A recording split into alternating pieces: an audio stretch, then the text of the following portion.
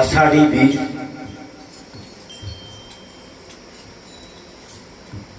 અને અષાઢી બીજનો પર્વ આપણા સનાતન ધર્મનો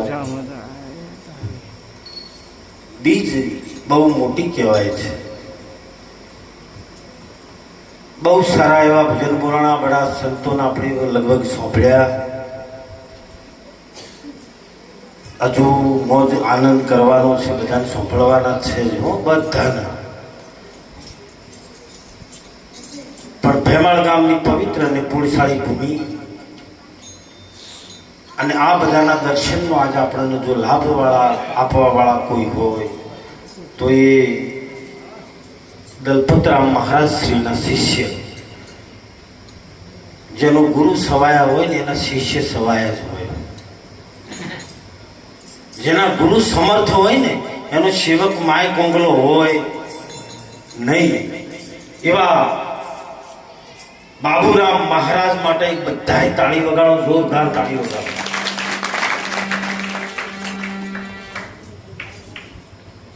બધા સંતોમાં અત્રે આપણે મહારાજ શ્રી રઘુરામજી મહારાજ માટે એક તાળી વગાડો. મહારાજ શ્રી સદનરામજી મહારાજ એ પણ બહુ સરસ આપણને સમજાયું, એમને પણ એક તાળીઓથી વધાવો. આપણા ગામના મહારાજ શ્રી બાબુરામ મહારાજના ભાઈ છે કૌટુંબિક, એમને પણ એક તાળીથી બધા વધાવો. જોકે ધનજીરામ મહારાજને પણ તાળીથી વધાવો. પધારેલા મહારાજ શ્રી બીજા છે, મને નામની ખબર ભૂલી ગયો છું, એમને પણ એક તાળીથી બધા વધાવો. તાળી પડે એના ઉપરથી અમને ખબર પડી જાય કે આ કાર્યક્રમ ચાલશે કે નહીં ચાલે. તાળી ઉપરથી ખબર પડી જાય. ધન્ય છે આ ધરાને, આ ભૂમિને, આ સંતોને. દર અષાઢી બીજે કાર્યક્રમ હોય છે અને એમાં બાબુરામ આવો અચૂક આપણને લાભ આપતા હોય છે. પણ શું વાત કરીએ, સંતોના દર્શન થાય ને એટલે આપણું ભજન થઈ ગયું. કયું ભજન બીજું? જે દિવસે આપણો અહો ભાગ્ય કહેવાય કે જે દિવસે સંતોના દર્શન થાય. અને સંતોથી વધીને ક્યાંય ભગવાન ગોતવા નીકળતા નહીં. આ શિખામણી ગણો કે વિનંતી ગણો કે આજીજી ગણો કે જોણે આદેશ કરો, પણ સંત છે એ જ હરતું ફરતું તીરથ. સંત છે એ જ આપણો ભગવાન, સંત છે એ જ માતા, સંત એ જ પિતા. સંતથી વધી નહીં કોઈ દૂજા. આપણે કરીએ છીએ ભજન ભાવ વગાડન, તાળીએ વગાડન, તંબુરાય વગાડન, મંજીરાય વગાડન, પણ જો કોકીમ કે ફલાણા જબ્બર માતા બેઠી છે તો હું એના ઉપરથી વિશ્વાસ તરત ઉઠી જાય કે હું એના કરતા એ તરત છોકરો હાલે હો. આનાથી વધીને એ પણ મનુષ્ય દેવો પણ પ્રાર્થના કરે છે ભગવાનને કે અમને એક વખત મનુષ્યનો અવતાર આલે, અમે તારું ભજન કરીએ, અમે તારું નામ લઈએ, અમે તારા કાલાવાલા કરીએ. આપણને બધાને મળી ચૂક્યો છે. 4 દેવ છે.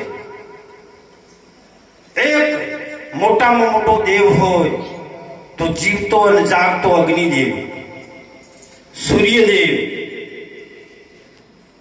છે કે નહીં, જળદેવ, ચોથો મનુષ્ય દેવ. બોલો એને 4 છોડીને આપણે બીજા ગોતર, આપણને બીજા ટોંક મળશે. કોઈ દાડો કશું ન થાય. તેલ તલમાંથી જ નીકળે, તેલ બિયામાંથી જ નીકળે, બાકી રેતને દળવાથી કોઈ દાડો તેલ હાથમાં આવે. જીવતો છે એના ઉપર પતિત નથી આવતી, જીવતા ઉપર વિશ્વાસ નથી આવતો. અને આપણે જે નહીં રોટલા નહીં ખાતો એવો ભગવાન ગોતા પાસે. જો આ માતાજીના ભગવાનના ફોટા ઘરમાં બધા લગાયા, પણ જો એ રોટલા ખાવાના ચાલુ કરી દીધા હોત ને, રોટલા એમને જો 2 ટાઈમ ચાલુ કર્યો હોત તો એને અરે તો કે વાઈન મિલ જાવ હવે કોમના. આપણે બસ ખરેખર આપણા દિલની એક વ્યથા છે.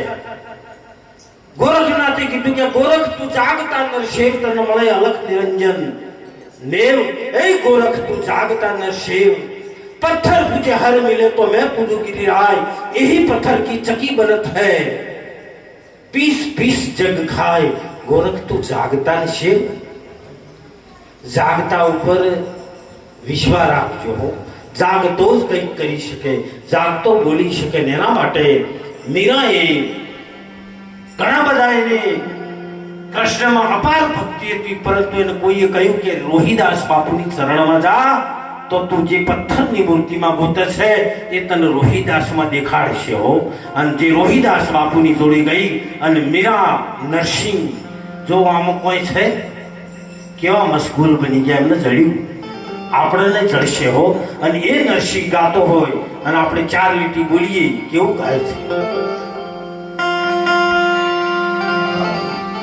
એવી રૂડીને નકીલી રે